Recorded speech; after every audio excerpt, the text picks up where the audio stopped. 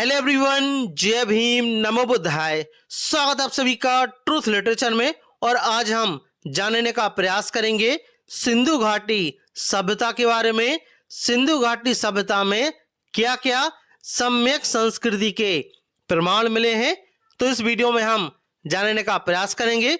इस वीडियो को अंत तक जरूर देखें ताकि आपको अच्छी और सही जानकारी मिल सके। ईसा पूर्व 2500 से लेकर ईसा पूर्व 1500 तक के काल में 1000 वर्षों का समय आता है। वर्तमान में भारतीय भूभाग के अंदर कई जगहों से विकसित नगर का उद्भेदन होने के साथ साथ उनका साक्ष्य भी संग्रहित करने का कार्य हुआ है।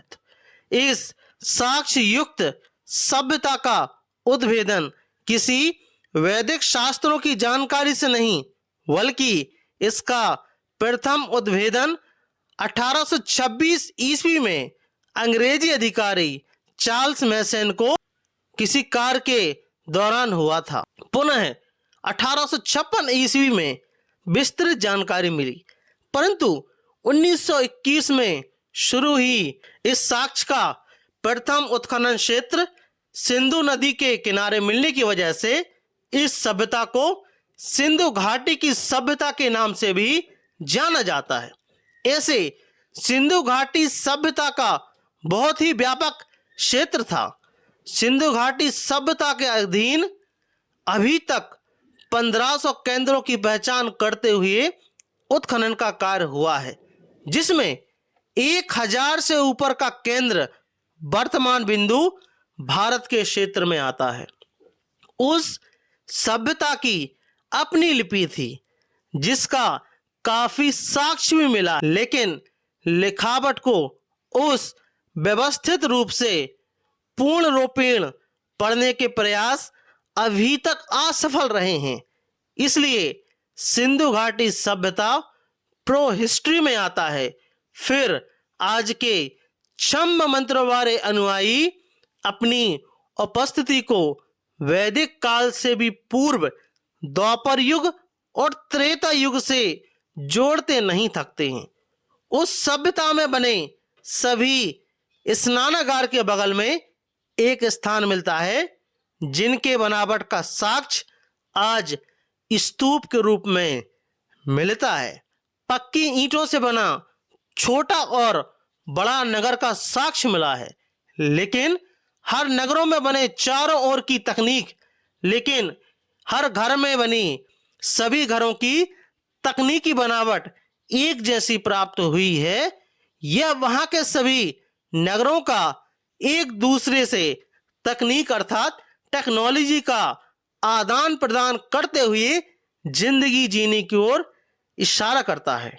हर नगर के मध्य में पक्की ईंटों से बना हुआ जलाशय प्राप्त हुआ है, जो कि आप देख सकते हैं। साथ ही में उस जलाशय के पास में स्तूप की बनावट मिली है। इसे आप क्या कहेंगे?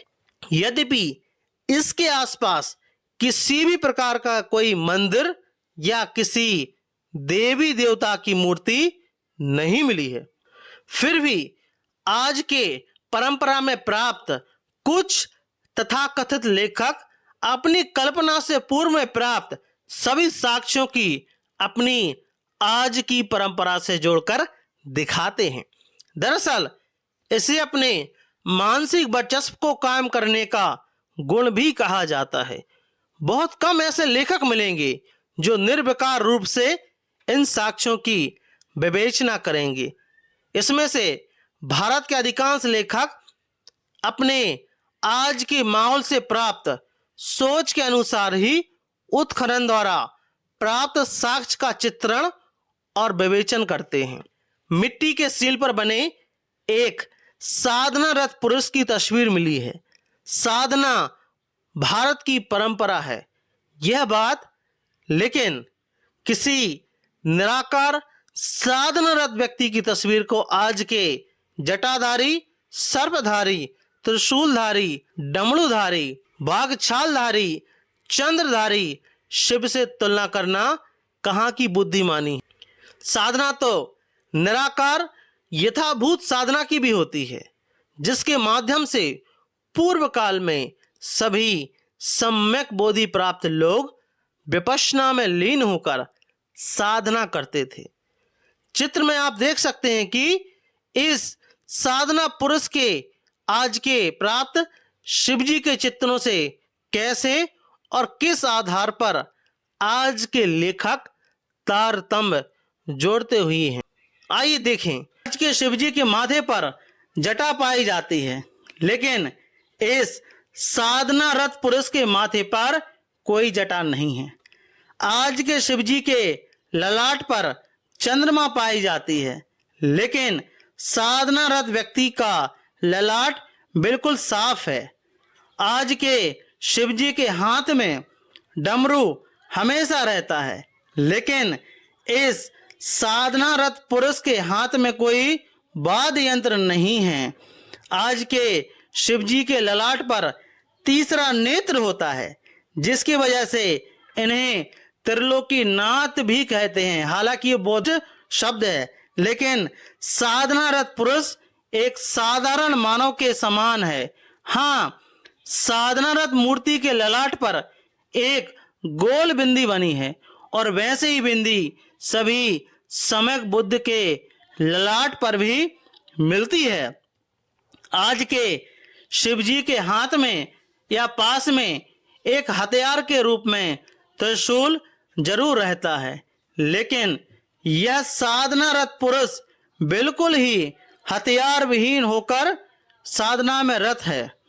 आज के शिवजी हमेशा अपने कमर में बाघ का छाल धारण किए रहते हैं। आप लोग देख सकते हो ना कि बाघ का छाल मतलब उसकी खाल, लेकिन यह है साधना रत पुरुष साधारण लिबास में दिख रहे हैं। आज के शिवजी के पास एक नंदी बैल मात्र होता है, लेकिन इस साधना रत पुरुष के इर्द गिर्द विभिन्न प्रकार के जानवरों को दिखाया गया है। आज के शिवजी के गले में सर्प की माला होती है, लेकिन यह साधना रत पुरुष सर्प विहीन है। आज के शिवजी के कई चित्रों में 4, 6 या 8 हाथों के साथ दिखाया जाता है, लेकिन यह साधना रत पुरुष सामान्य पुरुष के शारीरिक बनावट वाली मुद्रा में है। इसको आप क्या कहोगे? सीलों पर प्राप्त चित्रों को गौर से देखें। इसमें उस काल में भी साधना रत पुरुष का प्रकृति प्रेम स्पष्ट रूप से दिखता है। प्राप्त चित्रों में जानवरों के सींग को अपनी शोभा हेतु सिर पर धारण किए हुए हैं। द्वितीय तस्वीर में अनेक आसपास उस जमाने में शेर, हाथी, गैंडा, बैल, भैंस, खरगोश, हिरण के साथ साथ खेलते हुए निर्भीक विचरण करते हुए मनुष्यों के रहने का कैसा सुंदर वातावरण दर्शाता है, यह कोई भी स्पष्ट रूप से बता सकता है। लेकिन आज के भारतीय तथाकथित जाति और वर्ण आधारित सामाजिक वातावरण में जानवर को तो छोड़ दे, मनुष्य ही अपने आसपास के रहने वाले मनुष्यों को तुच्छ मानते हुए दुत्कारने में लगा रहता है। आपका इस टॉपिक के बारे में क्या मानना है, प्लीज हमें कमेंट बॉक्स में जरूर बताएं।